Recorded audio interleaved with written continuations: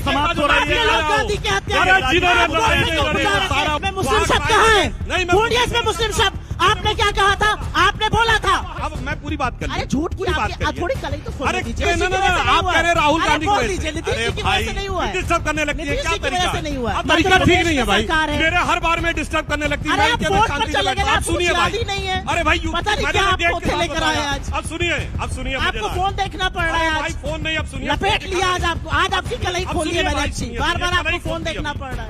मंडल commission के विरोध में ये भी थे, पूछिए आज जो बड़ी बड़ी मंडल कमीशन के विरोध में थे। आप दे दीजिए ना, करा दीजिए जातिगत जनगणना। अब सुनिए, बीजेपी के लोग 10 साल से झुंझुना बजा रहे हैं, अभी भी इन्होंने कहा कि वक्त बदल जाता है। बजाओ, देखिए समाप्त हो रही है। गांधी के हत्या सारा उनको मिल गया।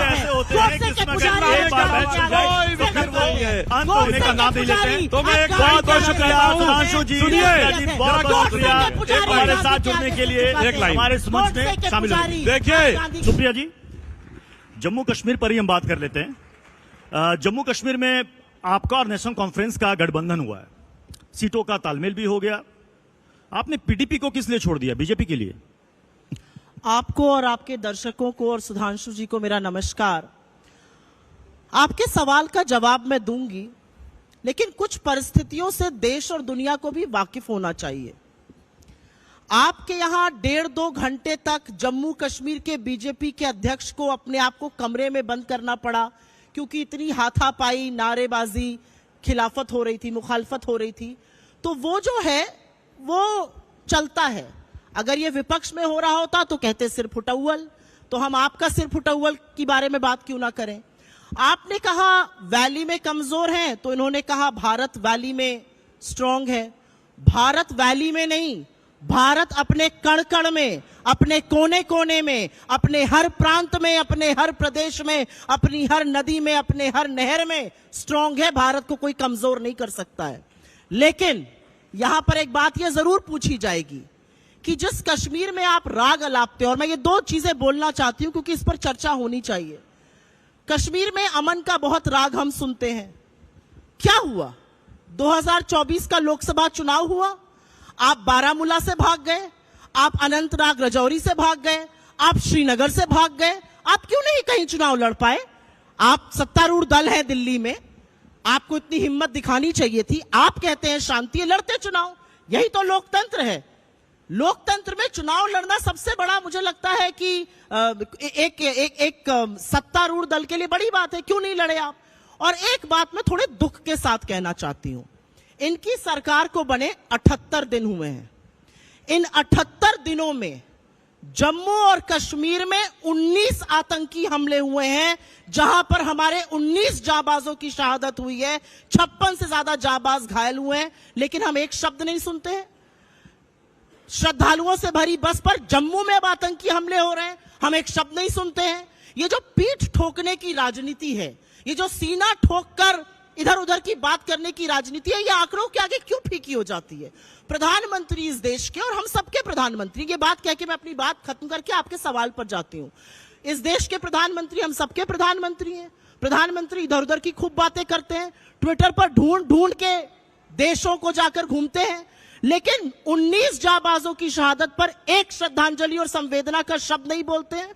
2019 से उन्होंने आतंकी हमलों पर एक शब्द लिखना बंद कर दिया। क्या यह सही है? क्या यह जाबाजों का सम्मान है? क्या यह श्रद्धांजलि एक कृतज्ञ राष्ट्र देगा इनको? यह मैं पूछना चाहती हूं। आपने मुझसे सवाल पूछा कि हमने पीडीपी को किसके लिए छोड़ दिया। भाई पीडीपी ने तो इनका साथ दिया था, तब तक इनके घटक दल थे, तब तक बड़े सम्मानित थे। जैसे ही साथ छूटा, उनको किसी गैंग का हिस्सा बताने लगे, उनको अलगाववादी बताने लगे। हमारा और नेशनल कॉन्फ्रेंस का एक नेचुरल फिट बैठता था, और उस नेचुरल फिट के चलते हम चुनाव लड़ रहे हैं। पीडीपी लोकतांत्रिक चुनाव तरीके से वो भी मैदान में है, और मुझे लगता है कि अंततोगत्वा एक चुनी हुई सरकार जम्मू कश्मीर में बने, ये हम सबका लक्ष्य है। यानी भविष्य में पीडीपी कांग्रेस के साथ आना चाहे तो कांग्रेस रखेगी साथ? भविष्य वक्ता मैं नहीं हूं, भविष्य वक्ता तो सुधांशु जी हैं, ज्योतिषाचार्य इनको आता है, मुझे नहीं आता है। सुधांशु जी, लेकिन हिंदुस्तान की राजनीति में मुझे लगता है कि हिंदुस्तान की राजनीति में जो आज इंडिया ब्लॉक या राहुल गांधी जिस मिशन को लेकर चल रहे हैं उसमें बीजेपी की गहरी शिकस्त हर राज्य में होने वाली है। आपने जम्मू कश्मीर से शुरू किया, आशा रखती हूं आप हरियाणा, महाराष्ट्र और झारखंड पर भी आएंगे। मैं सुप्रिया जी आपसे पूछना चाहता हूं, राहुल गांधी जी ने कहा कि यहां पर हम नफरत के बाजार में मोहब्बत की दुकान खोलने आए हैं। लोकसभा चुनाव में तो आपका खाता ही नहीं खुला जम्मू कश्मीर में। मैं एक बात का उल्लेख करके आपके सवाल पर आ रही हूं। इन्होंने क्रमशः जवाब दिया था तो मुझे लगता है मेरी भी नैतिक जिम्मेदारी है कि मैं कुछ क्रमशः बातें कर दूं। भारत तो हर जगह मजबूत है। आपकी सांसद, आपके मंत्री लोग कह रहे हैं कि यहां पर अमेरिका और चीन अस्थिरता पैदा कर रहा है। आप किसानों को हत्यारा और बलात्कारी कहने पर तो कहते हैं पलड़ा झाड़ के, भैया ये हमारा बयान नहीं है, ये कंगना जी का बयान है। कंगना जी ने तो आगे ये भी कहा है कि अमेरिका और चीन इस देश में अस्थिरता पैदा कर रहे हैं। उन्होंने किसान आंदोलन किया। तो इतने मजबूत मोदी जी हैं, इतनी मजबूत सरकार चला रहे हैं, लेकिन यहां पर बांग्लादेश जैसे हालात अमेरिका और चीन पैदा कर रहे हैं। इस पर तो सरकार को स्पष्टीकरण देना चाहिए। मुझे लगता है ये विरोधाभास है, आपस में विरोधाभास है, इनकी राजनीति में भी विरोधाभास है। और विरोधाभास समझा देती हूं क्यों है। इन्होंने कहा हमने ऐसे बहुत सारे लोगों से गठबंधन किया जो हमारे तालमेल के नहीं थे। अरे आपने पीडीपी के साथ तब गठबंधन किया था जब उन्होंने खुलकर अपने मैनिफेस्टो में घोषणा पत्र पे लिखा था कि पाकिस्तान की करेंसी को इंडिया में यूज करने दो। उसके बाद आपने गठबंधन किया था। तो आपकी सत्ता लोलुपता और आपकी जो एक मौके की राजनीति है वो सब लोग वाकिफ है। आपने बात करी मोहब्बत की दुकान की। मुझे ऐसा लगता है कि एक व्यक्ति जिसने इस देश के 4,500 किलोमीटर पैदल नापे हैं, जिसने कश्मीर में पैदल चलकर एक नजीर प्रेजेंट करी कि अगर मेरी सफेद टी शर्ट लाल हो जाए मुझे फर्क नहीं पड़ता, मैं यहां चलूंगा। मुझे लगता है अगर वो मोहब्बत की बात कर रहा है इसका साथ हम सबको देना चाहिए। और मैं इसलिए नहीं कह रही हूं क्योंकि मैं कांग्रेस की हूं या कोई ये बीजेपी के हैं। मुझे ऐसा लगता है कश्मीरियत मोहब्बत की बात सीटों में तब्दील क्यों नहीं हुई? होती है, ऐसा नहीं है हर जगह नहीं होती है। अभी आप देखिएगा चुनाव नतीजे आएंगे, नील बटा सन्नाटा इनका स्कोर आएगा, सरकार हम और हमारा गठबंधन बनाएंगे। ये मैं आपको लिखकर बात देके जा रही हूं। हरियाणा हम जीतेंगे, महाराष्ट्र हम जीतेंगे, झारखंड में दोबारा से हमारी सरकार हम बनाएंगे। और एक बात बस छोटी सी कहकर आप उसके बाद डिबेट को आगे ले जाइए। यहां पर सुनने को मिला कि हमारे जो गठबंधन के लोग हैं, हम सिर्फ अपना मुख्यमंत्री बनाने के लिए गठबंधन नहीं करते हैं। अरे आप तो ऐसे लोगों से गठबंधन कर लेते हैं। शाम को मोदी जी ने स्पीच देके कहा 70,000 करोड़ रुपए का घोटालेबाज है अजीत पवार। सुबह 7 बजे उनके साथ आप शपथ ग्रहण समारोह में शामिल हैं। तो आपकी बातों का, आपके कृत्यों का, आपके आदर्शों का, आपकी राजनीति का एक ही नाम है मौका परस्त राजनीति। मैं 1 मिनट नहीं, इस पर मुझे एक जवाब देने की जरूरत है। इन्होंने कहा हम बने भी आजादी के बाद हैं।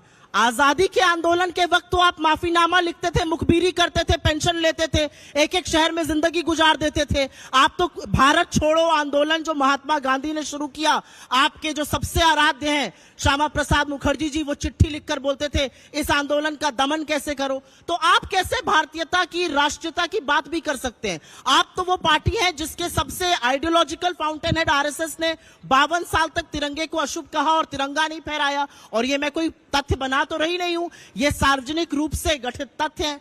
मेरा अपना मानना है राजनीति में उन मुद्दों पर बात होनी चाहिए जिन मुद्दों के लिए हम लोग चुने जाते हैं। आपका 100 दिन का एजेंडा था, 80 दिन पूरे होने वाले हैं 2 दिन में।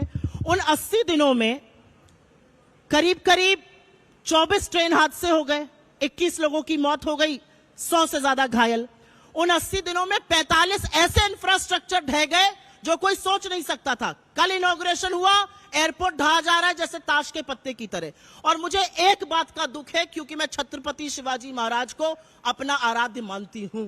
और मेरा मानना है कि जब छत्रपति शिवाजी महाराज की कल महाराष्ट्र में 9 महीने के अंदर इनॉग्रेशन मोदी जी द्वारा करी हुई मूर्ति ध्वस्त होती है तो सवाल आपसे पूछा जाएगा कि ये देश आप कैसे चला रहे हैं। ये कौन भ्रष्टाचारी है जहां पर एयरपोर्ट, पुल, राम मंदिर टपक रहा है, भारत का संसद टपक रहा है और वीर शिवाजी की मूर्ति ऐसी ध्वस्त हो गई जैसी किसी ने सोची नहीं थी।